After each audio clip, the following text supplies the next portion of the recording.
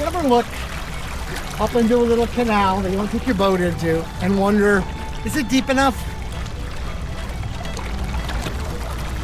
Let's use our drone to find out.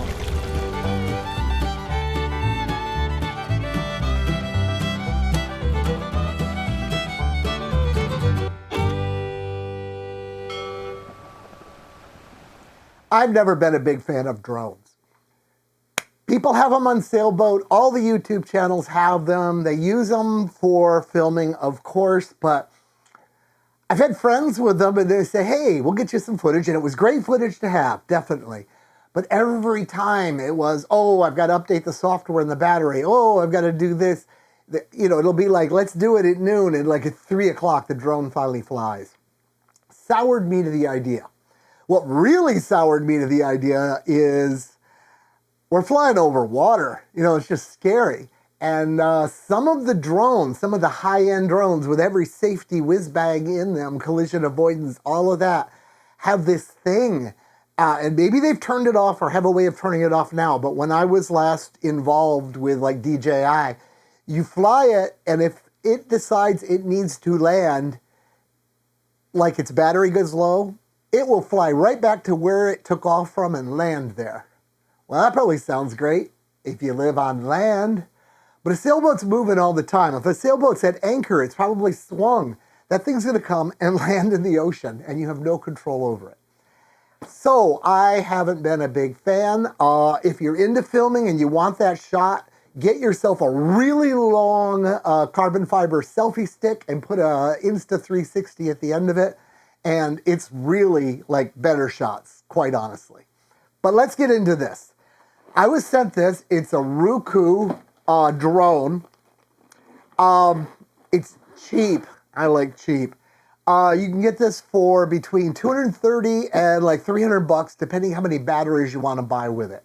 Batteries all last about a half hour, so I've got 3 of them here. So, well, geez, if 3 flights of a half hour don't get me sick of flying that day, I don't think anything will. Well, here it is. Here's the drone itself. It's really small and light. It's not crazy small. It's like just the right size to be able to do a mission, and particularly the mission that we need.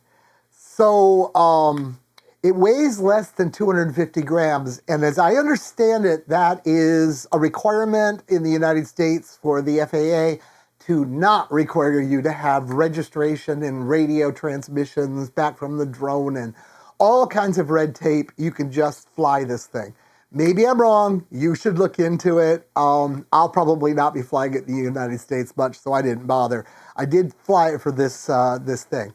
Anyway, you get it. Comes in this little case, of course. The battery's in. One of the batteries is inside. Just shove the battery in, and then just whip out the little what are they? Propeller struts. Set it down. Grab the remote. The remote has this little thingy on it. You unplug this cable, put a cell phone in that's running their app, and plug it into and it'll plug into any kind of cable. And now you end up with a control and a screen, a touch-sensitive screen that you can further control, like turn on the camera and stuff. But the drone sends back a very nice image of what it's seeing. So you could actually fly it by just looking at this if you wanted to fly quite a ways. It goes quite a ways, I understand. I haven't a lot of experience with drones. I haven't a lot of experience with this one. I flew it yesterday for the first time, but it's not that hard. I used to fly radio-controlled aircraft back before they had gyros and everything. And you had to fly the darn thing. And I tell you, when it flew towards you, it was really hard because, like, left is right and right is left, but up is still up and down is, oh, it was confusing. These are trivial. So don't let the actual piloting skills bother you. Let me just give you a short on how that works. This is all drones nowadays. It'll be there. I'm not going to turn it on because it'll make noise and it might cut something. But you give it a signal, and that starts the propellers like idling. And then you just use these 4 sticks. If you push this stick up, you're not telling it to go up so much. You're telling it, I will have a new altitude I'd like you to be at. So if you do this for a few seconds, it'll go whoop, and you just let go, it'll just stay right there. It's really cool. The left to right on that same stick makes it rotate, and then the other stick does most of what you want to do. This will go forward, this will go back, this will go left, this will go right.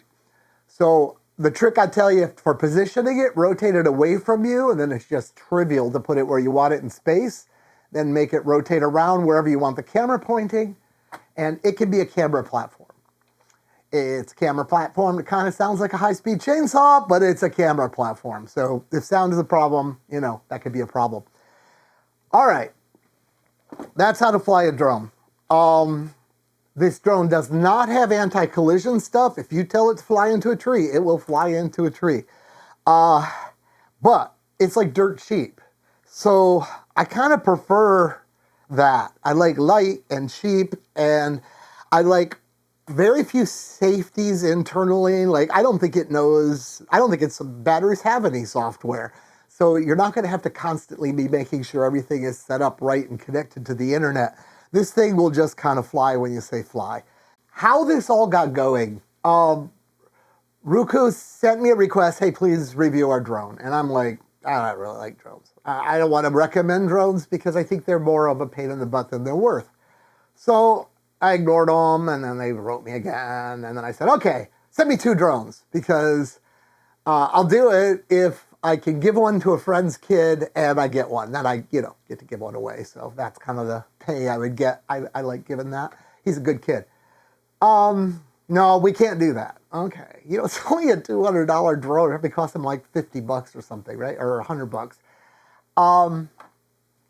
Then one of my patron people that's at that higher level that gets to call me on the phone and stuff sent me a request, an email first or text saying, hey, Clark, could you design something that I could hang from my drone and it could fly out in front and dip into the water and tell me how deep the water is?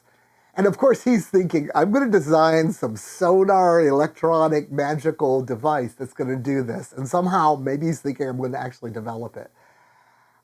But as soon as he asked, I realized I know how to solve this, and I love the solution. It is so simple, it can't fail. It's just a great idea.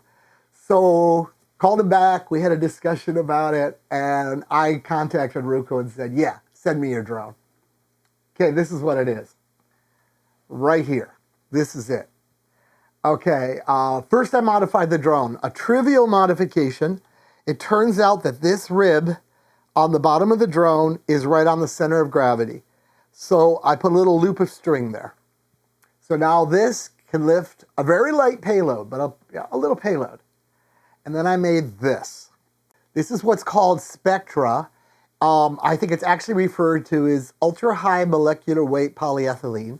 It's basically the same thing that soda bottles is made out of, but with really long chains. And it's really pretty tremendous stuff. Why I chose it, very strong. You can have a little tiny thin piece of it. It'll do the job, will not break. This is like even overkill, but it was just like the smallest I wanted to handle, I thought. It's like 0.5 millimeter. And I think at that, it's like 200 pounds breaking strength. But it has the density of water. So I have a length of that hangs from the drone. I tied a great big loop in it, bowline, and I take this, of course, with the legs folded up, go through that, around the drone and back, and then, so that hangs from the drone. So now this hangs from the drone.